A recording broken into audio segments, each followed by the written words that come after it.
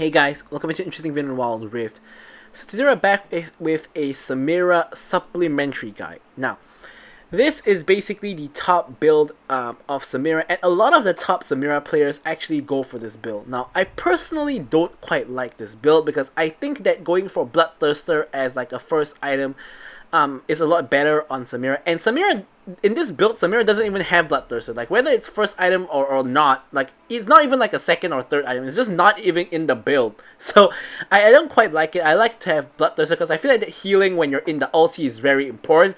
But this build is basically a lot more damage and a lot more snowball. It's a lot less safety because you have a lot less physical vamp without the Bloodthirster. But this is what the majority of the top players are using. Now, of course, the top players are going to be better at Samira, and they are, of course, naturally just going to have more skill on Samira, so they prefer having more damage and less sustain. Whereas, of course, I am a Samira main, but I don't, play a lot of Samira. I mean, I'm a main of every ADC, but personally for me, I like to have the extra safety of the Bloodthirster to get that extra physical vamp, and I prefer going for that instead of Collector. So it's kind of a little bit of personal preference, but this is just a build I want to expose you guys to sort of have it in your arsenal when you are building Samira.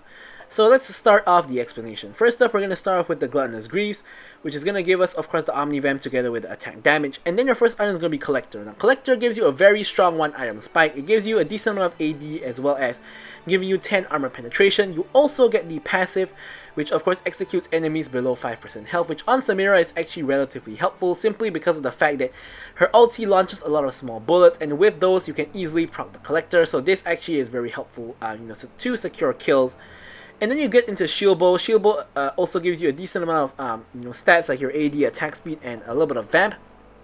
But you do get the lifeline shield when you drop to below 35% health, which for Samira in your ulti is actually really helpful. Of course, to block some damage and get kills instead of dying. Then you go into IE, which of course is going to increase your crit damage as well as giving you AD. And then the interesting thing is, most of the top players all go for Seralda's Grudge. Now I can kind of understand this because I did feel Seralda's was a really good item on Samira when it first released, before like LDR came out and before Maul Reminder got crit.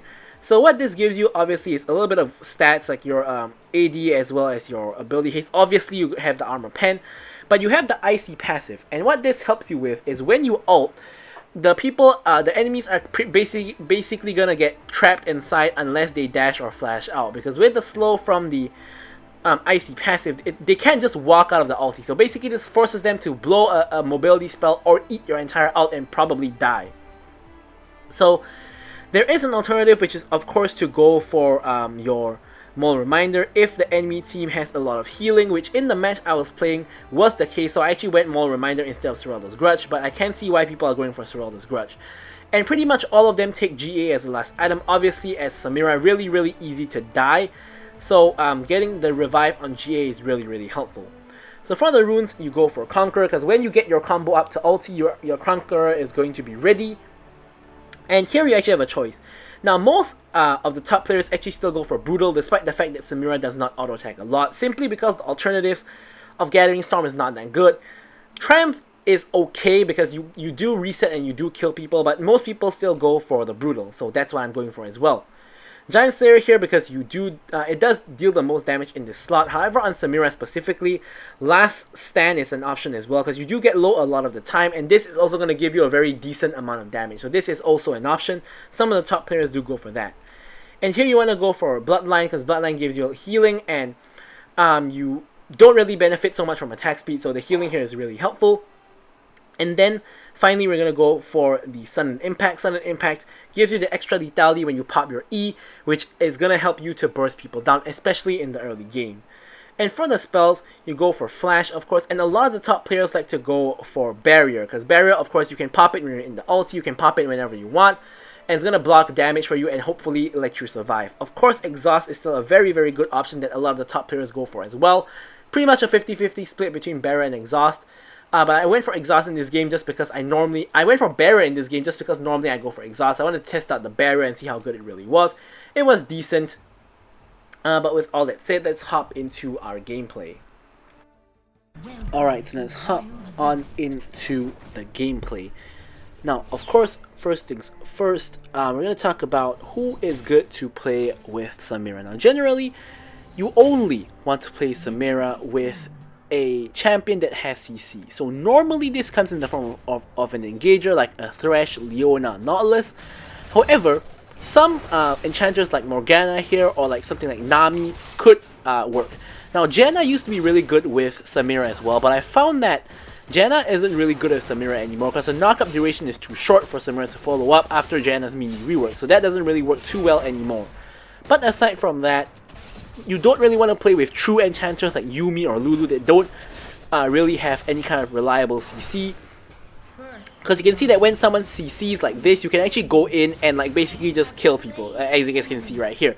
This is kind of what you want, because Samira has the shortest range out of all ADCs with the exception of Nyla, of course, who clearly has the shortest range of all ADCs. But Lucian and Samira have the two shortest range out of the ranged ADCs. So it's really easy to get bullied in lane. And basically the only thing you can really do is wait for CC to hit something like this, and then you can just dash in, go in, and deal your damage off of an all-in. And normally, Samira is actually strong in the early game. When I say strong, I mean that her damage is good, but of course she takes a lot of poke and takes a lot of damage just based on the fact that she has really, really short range, which is why you really kind of need a support that can CC for you so that you can actually go in and do something. If you have an enchanter support, you're basically done for, because unless the enemy team makes egregious mistakes like attacking you under your tower or something like that, you're never really going to kill anyone, and you're never really going to snowball, and you're going to be in trouble. Samira is a champion that really, really wants to snowball like Lucian, like Draven. You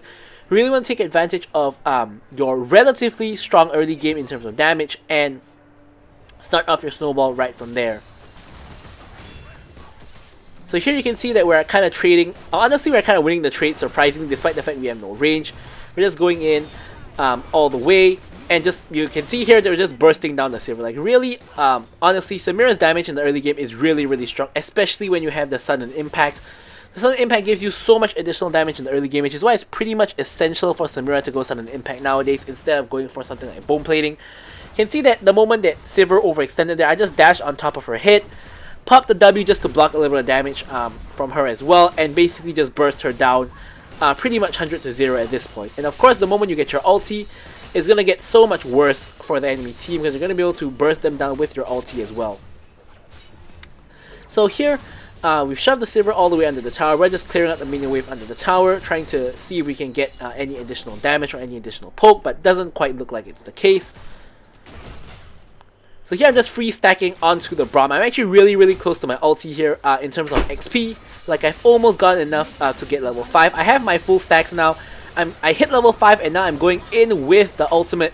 Unfortunately, I get stunned here. Morgana flashes in and plops down the Tormented Soil, I believe it's called, and picks up a double kill. So pretty amazing how this went. And now Kayn is trying to come in for a gank, but Vi is here as well. Kayn ults the Vi, and Vi actually dies to the Kayn.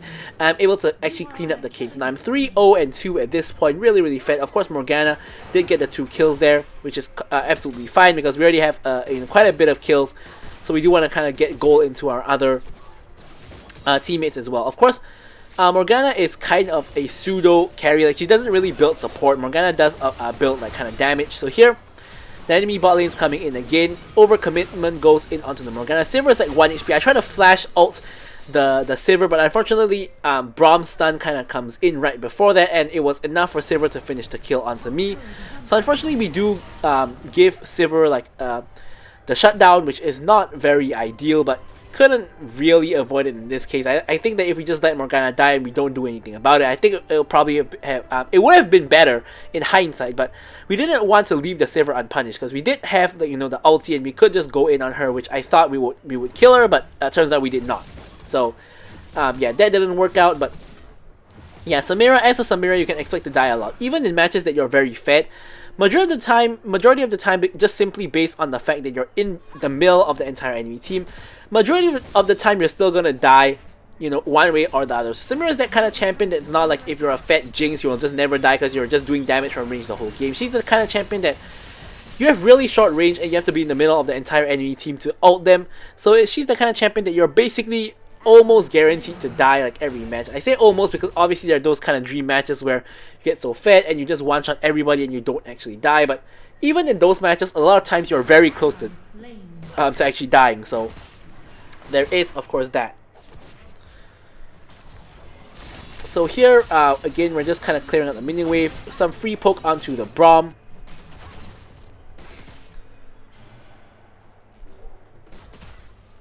And the objectives have both spawned, and our jungler is kind of in the bot side now, going towards the Herald, and Kayn is, we don't know where he is. He could be on the Dragon now, he could also be on the Herald. So we are being a little bit cautious here. We don't want to just hop in onto the enemy team. Kayn could be rotating from Dragon and coming to kill us. We don't really have vision in the river as well. Here, Braum kind of gets caught, takes a lot of damage. Morgana puts the black shield on me. I was ready to actually dash in there. Turns out Kayn is actually on the Herald, so now we know that we're kind of safe from Kayn. Lucian is in mid as well.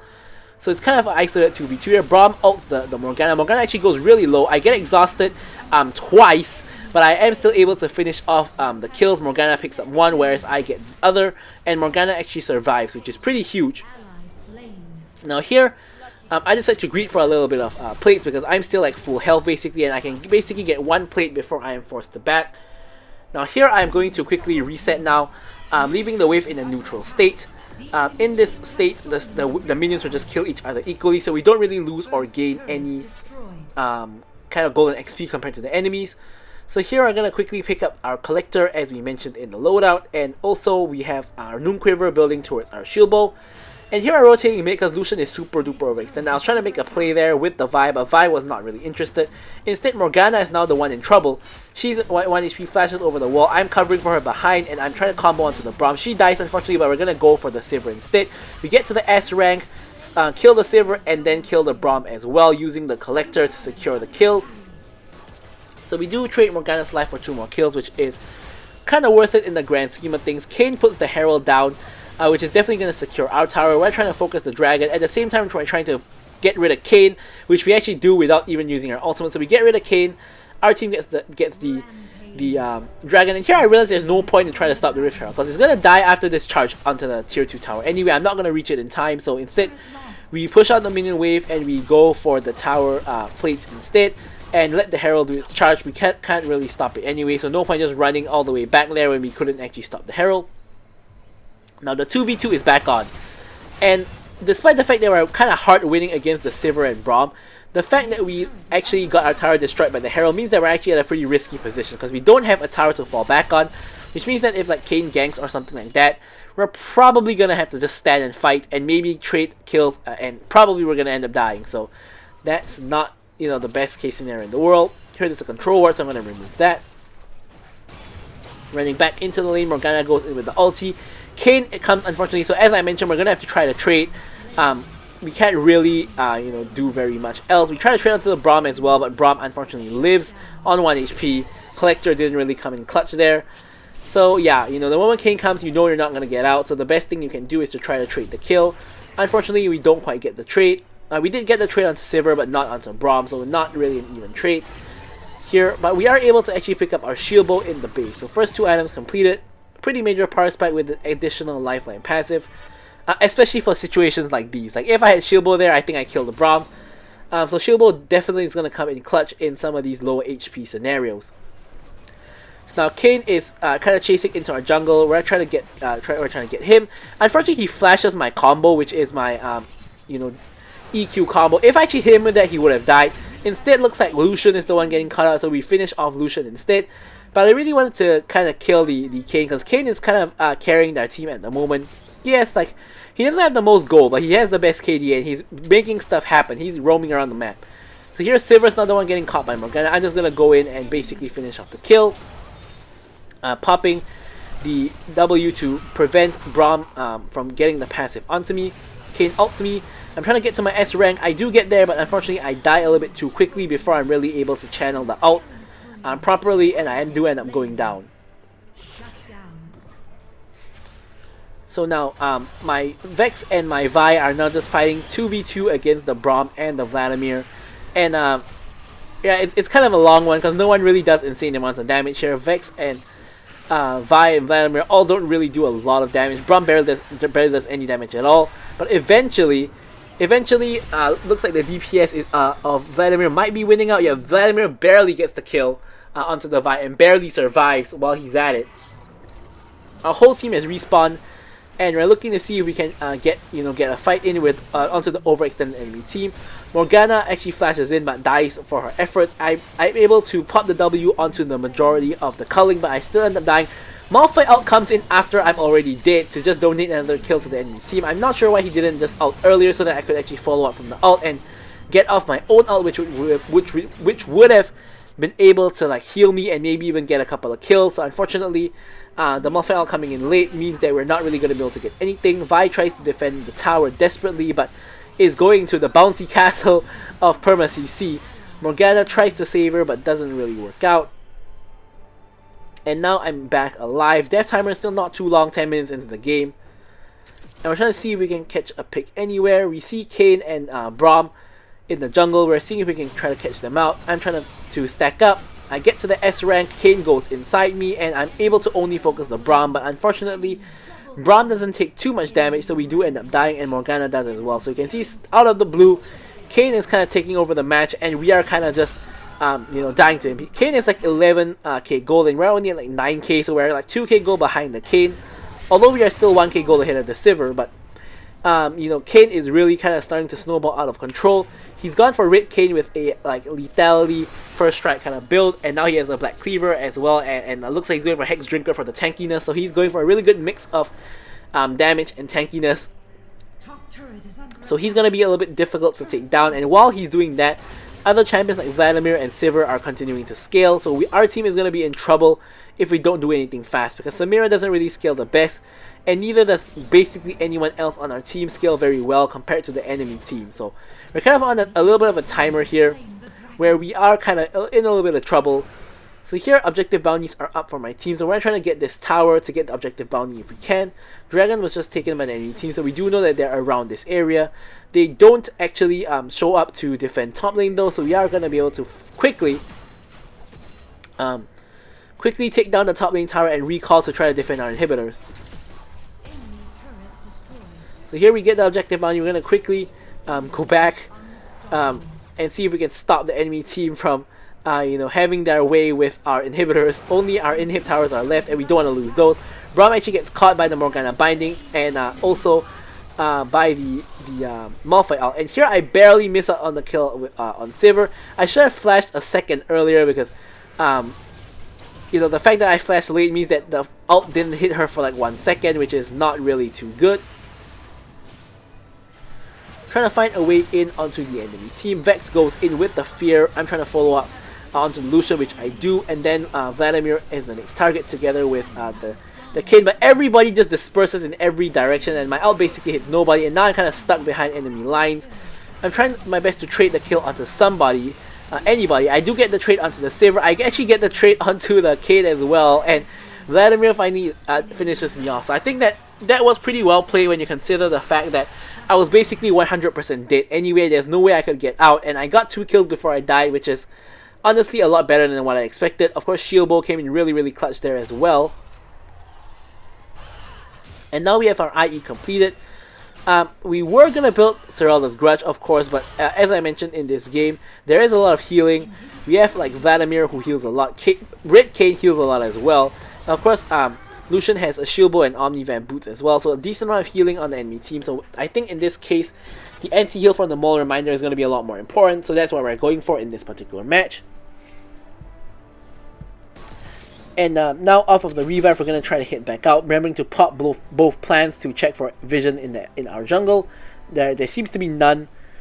And here a pretty huge wave has accrued, so I'm going to try to quickly one-shot this wave before Malphite steals my minions.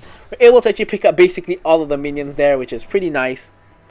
Now here I was trying to leave the blue buff for like maybe the Morgana or the Vex, but Malphite just takes it anyway, and the fight breaks out in the mid lane.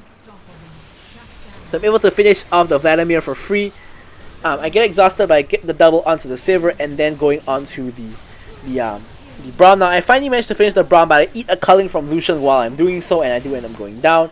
And the enemy team unfortunately just managed to get a clean ace onto us. So honestly, I thought I might have lost the game at this point, but thankfully the minions. There was still the Nexus Shield, and they don't quite have the damage to eat through the Nexus Shield in time, and Kayn kind of gives up, trying to actually end the game, and therefore we actually are able to continue to survive for another day.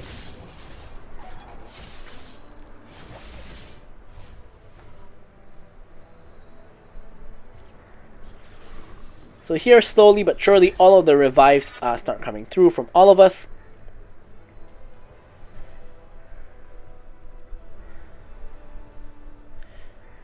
And first things first we're going to do is to pick up the red buff. Vi is on the wrong side of the map. I'm not sure why she went to the blue side of the map when number one, all her red side camps are up, and number two, Baron is up as well. Like, I don't know why she's going blue side. I don't know what she's really doing here. But Kayn is on that side of the map as well, so I really have no idea what's going on with this match. So yeah, Vladimir running into our jungle, basically one-shotting the Morgana. Not too much I can really do about this. And Braum is now coming in as well with the ulti. Kayn is now rotating really quickly because he is Kayn and can walk through walls. And now we're going to have to retreat back to our base, and it's not a really good spot to be in. But with Samira you can always change everything in just one fight. Malphite outs nothing, hits absolutely nothing at all. And yeah, that's not good. So if Malphite gets a good engage, or Vex gets a good engage, or even Vi, I could easily just go in and maybe wipe the enemy team if I get off a good ultimate that's uninterrupted. So with Samira, game's never really over until it's over. It's sort of like one of those Katarina kind of champions where you get you get one reset and you kill everybody, and you can change the tide of the game completely. Speaking of which, we get the kill on Lucian, go in with the ulti onto the Sivir and the Braum, do a decent amount of damage to them, and now we're gonna chase the Vladimir, being sure to kite back with our team. We finish off the Vladimir, and now we're going in. We get the Sivir as well, and then we go in with the ulti onto the Braum and the Kayn, and we actually kill all of them. Now this is actually an unofficial pentakill, because despite the fact we got a official quadra kill here, we actually killed the Lucian, like about 10 seconds before we killed the rest of them. So unfortunately the double kill timer wasn't quite long enough, but that's technically an unofficial pentakill, because we did kill all 5 of them, just that we killed Lucian a little bit too early compared to the rest of them. So with the whole enemy team dead here, and with Samira wiping out the whole team, as I kind of just previously mentioned right before this actually, we can turn the tide of the game, we can grab ourselves the Baron while at basically a 10k gold deficit, and we can try to see if we can make something happen. Of course, in my team, I have 19k gold, which is the most in my team. The next most gold in my team is Vex at 14k gold at this point, so we're 5k gold ahead of the next most fed member on our team, which is 2.5 items, more fed than anyone else on my team, and also more gold than anyone in the enemy team. So we're super duper fed. We actually pick up a stasis as well as a GA. Of course, GA is really handy because we're very likely to die, and having that revive is going to be very helpful. Malphite goes in with the 2-man ulti. I'm seeing if I can follow up. I get knocked out myself, and I'm going in with the ulti, basically just wiping them in pretty handily. So Kayn and Lucian are on the wrong side of the map. They're going for the trade, perhaps onto the inhibitor for the Elder Dragon. And the minion wave does actually crash in for them. However, Kayn is basically just trying to run away at this point, which is very logical because he's just left alone. And here we pick up the Elder Dragon, which is going to basically allow us to win fights.